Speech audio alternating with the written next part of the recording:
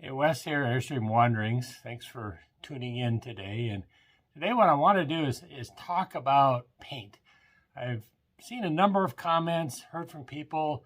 They just get real confused about how to paint primitive pottery. And it can be confusing. It can be very detailed.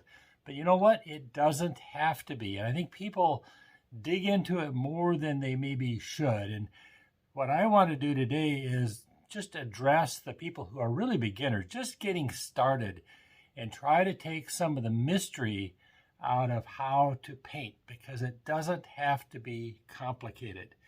And my recommendation is keep it as simple as you can to begin with. If you're really into this hobby, you're going to probably be making hundreds of pots and painting hundreds of pots over time, but just take one step at a time. And I think you will have more success and more satisfaction. The first thing I would like to say is you don't need to paint anything. Just plain clay can really be nice. Here's a little pot I made. I think it's kind of fun. Just no decoration whatsoever. It doesn't need paint. The original is kind of a replication. It didn't have any paint on it. In fact, my guess is the vast majority of pots across the United States that were made prehistorically didn't have any paint on them. In fact, you'll really only find paint in the desert Southwest. But if you want to paint them, great. That's what we're going to talk about today. Here's how to do it. Let's go ahead and get started. There are basically three colors of paint that I'm aware of, and it's black, red, and there's lots of colors of red, and white. So let's start with black. The easiest thing you can do is get some underglaze from a pottery supply store. It's not traditional, it's not authentic, but it works. You know, and we all cut the corners we need to cut. We need to do the things that will work for us. And the beauty of underglaze is that it is readily available. And basically, I have only one example of underglaze that I've ever done. This little tile, this is painted with underglaze. Everything else is pretty much authentic. And it worked fine. And actually, it's pretty nice to paint with. I am not a regular potter, so I don't know much about it. But as I understand underglaze, this is just what you paint pottery with, and then you put a clear glaze over the top of it if you're into regular pottery, which we are not. I have also heard that different underglazes fire at different temperatures. So whenever you buy some, make sure that it is going to be a low fire underglaze if you are going to be firing with a fire or charcoal. If you're putting your pots in a kiln, electric kiln or whatever, then it probably doesn't matter. So underglaze is the simple answer, not only for black, but for white and for red as well. So the traditional black is used from manganese dioxide. Here is a chunk of manganese dioxide. It's a black ore. Now, the easiest way to do that is to go on Amazon and buy some of this. It's a finely powdered manganese dioxide. Same thing as this. You're not really cutting any corners there, I don't think, unless you just like the activity of processing your own minerals. But this will work just fine. And this is what a lot of people do to get started. Now, you cannot put this directly on paint. You can't put it directly on your pottery. You need three things. You need clay and water. That's it. All right? So what kind of clay do you mix with it? It doesn't really matter. You want pure clay. You don't want any clay that has any grog or temper in it. You want really fine clay. And in fact, you can use the clay that you made your pot out of. Again, you just don't want any grog in it, and you want it to be fine, because the one thing with all this paint, the smoother it is, the finer the particles, the easier it is to paint. And also, I think it absorbs into the clay a little bit better. So let me show you how I would do this. First of all, with these mineral paints, use a flat dish. The reason is that minerals are heavy, they will sink, and so if you have a deep dish, they'll just sink to the bottom. and that will be an issue. What you do first is get a scoop of this manganese dioxide, put it on a plate. Now what you're going to do, you want a mixture of roughly 70% of the mineral, and it's whether it's manganese dioxide or we're going to talk about red paint later with iron oxide, about the same. And then use about 30% clay. Okay, that's about 30%, right? It is not a laboratory scale. It is not that exacting. You can make it as exact as you want. You can use 40%, you can use 20%, but it seems that about 30% or a third clay to 2/3 mineral is about right. Then you just mix the two together, like so, and add some water, and it's ready to paint. That's all there is to it. Okay, let's add a little bit of water to this. And about like that. Let's see how it goes. You have to decide what the consistency is that works best for you. It's also good to keep this kind of stirred up even on a flat plate. You don't need a whole lot. Just get it all mixed in. Now you've got black paint. Well, now we have our paint. What do you do with it? Just paint it on your pot.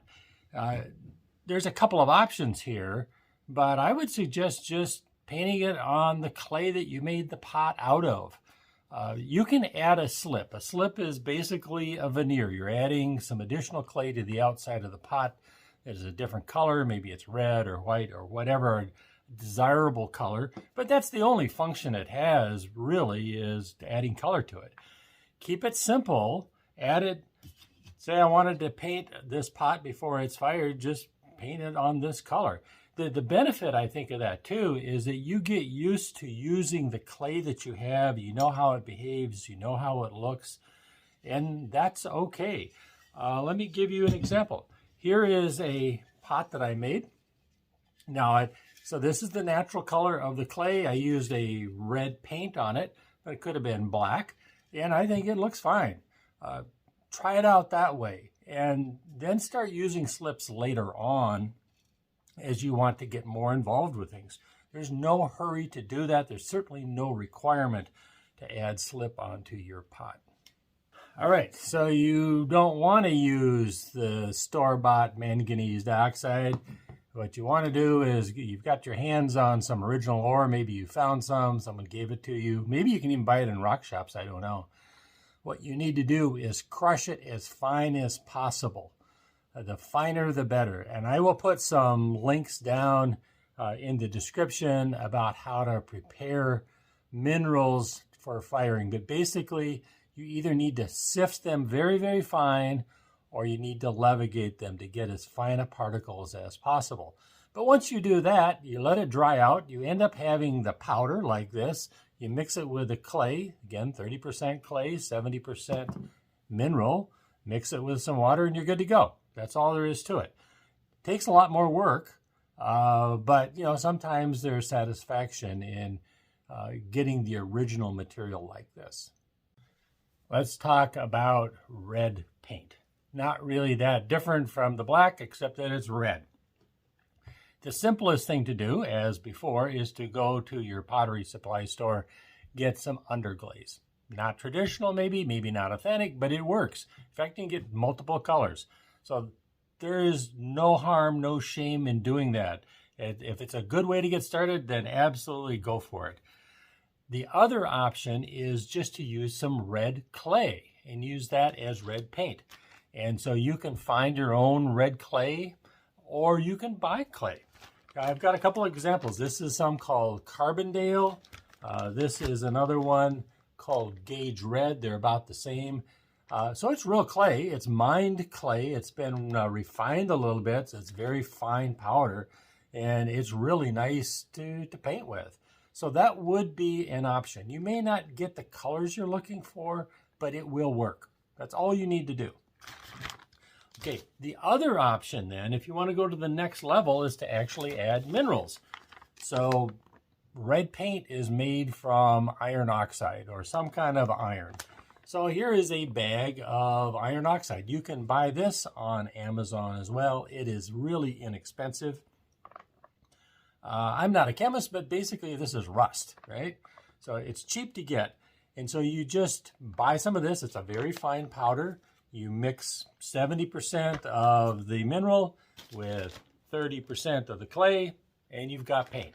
That's all there is to it. It's very simple, very easy, and you don't even have to go out into the desert and find your own minerals. But say you do. I want to go get my own stuff. So what this is, more or less, is this. This is called hematite. It's an iron ore, or basically an iron material. So what we need to do is to crush this, get it into very fine powder, either sift it very fine or levigate it. And then we end up with this. And this comes in all kinds of different colors. You can find it out in the desert. Again, once you have this powder, you mix it with 30% clay. You can use basically any clay you want, but you want it to be fine, refined clay, something that's been levigated. Red clay is nice because it's less likely to change your color, but I think you could probably use ball clay. You use the clay that you made your pot out of, whatever. Doesn't matter. It all will work. And again, I use little flat dishes like this, and it works out really well to paint with red. That's all you need to do. You don't need to worry about anything more. Okay, the final color is white. Again, white underglaze, probably the easiest thing to do and maybe the nicest stuff to work with. So you can go get that. The other option is just to use white clay. To my knowledge, there is no white mineral that is added to clay, like we've used iron oxide and manganese to add to clay. There's nothing white that gets added to clay that I have ever heard of. Maybe there is, I just don't know about it. So the easy way to do this probably is to go to a pottery supply place and get some white clay. I don't really have experience with that. There's different kinds of white clay. I would talk to them. You want something that will be low fired. The other thing is if you buy commercial clay, it's going to have some temper or grog in it. And if that is the case, you're going to need to levigate that out. With all of your paint, regardless of what color it is, the smoother it is, the better. So you might just need to experiment with that. I have mixed ball clay with other minerals, and that seems to work okay. Whether you can just use ball clay as white paint, I just don't know. There's also kaolin and other kinds of white clays. I just don't have experience with commercial clay. What I use is wild clay. This is some stuff that I found. Now, when you have something like this, what I would normally do is crush it a little bit, mix it with water, and then levigate it and get as fine as I can. If it's wild like this, it's going to have some other impurities in it, maybe some little grains of sand or other kinds of things. So with any paint, you want to have it as clean and pure as you can. It will just apply better. And that is all there is to it. Those are the three colors. Again, my suggestion is keep it as simple as possible. But before I leave, I want to talk about organic paint.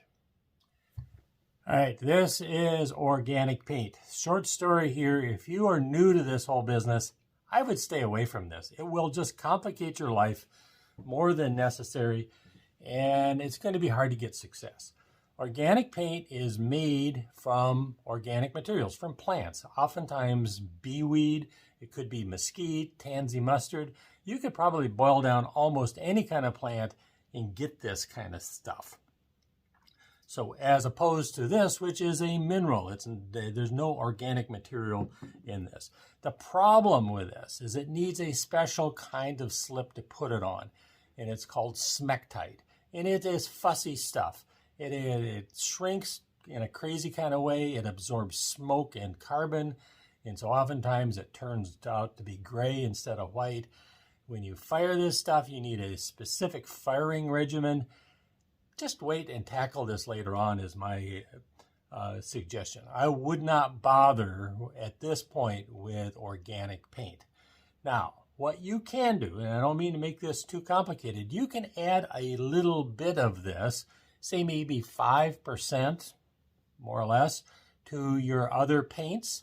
And what it will do is it will make the paint on a little easier, and it will also stick to the pot a little bit better while you're painting it. But it burns off during the firing process. So it doesn't serve a really important purpose. You do not need to have it. So my suggestion, stay away at this point from organic paint. Deal with it later on as you get more experienced in this little business.